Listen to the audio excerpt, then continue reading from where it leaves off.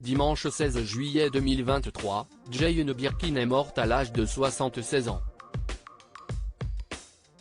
Si elle vivait à Paris, la chanteuse aimait particulièrement la Bretagne, où elle possédait une maison et comptait acheter un petit cottage. Sa disparition a ému le plus grand nombre. Dimanche 16 juillet 2023, la AFP a annoncé la mort de Jane Birkin, à 76 ans. Le lendemain, ses filles, Charlotte Gainsbourg et Lou Doyon ont partagé dans un communiqué: depuis quelques jours, elle marchait de nouveau, était motivée de reprogrammer son Olympia et avait décidé de reprendre son indépendance. Ce premier soir seul aura été le dernier.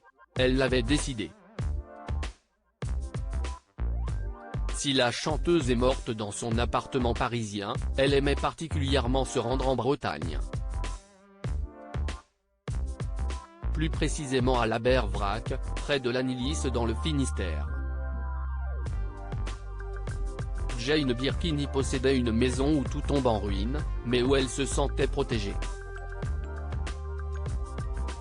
Pour Bretagne Magazine, elle avait expliqué: j'apprécie la mélancolie de certains instruments, le bruit du vent dans la cheminée ou le visage très tendre d'une vieille femme que je croise sur le bord de la route.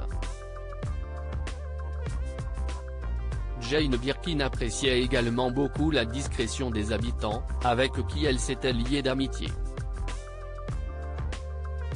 Pour le magazine breton, elle avait lâché: vous imaginez ?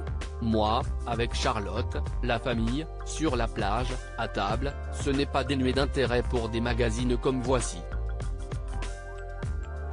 Mais je suis sûr que les gens autour de moi préfèrent crever plutôt que laisser des photographes m'approcher. Par ailleurs, c'est dans sa maison bretonne que la chanteuse avait écrit et tourné son deuxième long métrage, Box. Jane Birkin, quelqu'un d'extrêmement humain. Dimanche 16 juillet 2023, sur BFM TV, Gaël Amaillon, le maire adjoint à la culture de Porspoder, dans le Finistère, a indiqué que la star cherchait une maison pour passer la fin de sa vie. Souhaitant lui rendre hommage, celui-ci a indiqué: on organise un cinéma plein air sur notre commune. Je vais dire un mot pour avoir une pensée pour Jane, qui aimait vraiment profondément la Bretagne. On n'aura pas eu le temps de lui trouver, comme elle disait, un petit cottage, dans notre commune. Mais en tout cas, je peux vous dire que les Bretons, et notamment les Finistériens, aimaient profondément Jane Birkin car c'était quelqu'un d'extrêmement humain et proche des gens.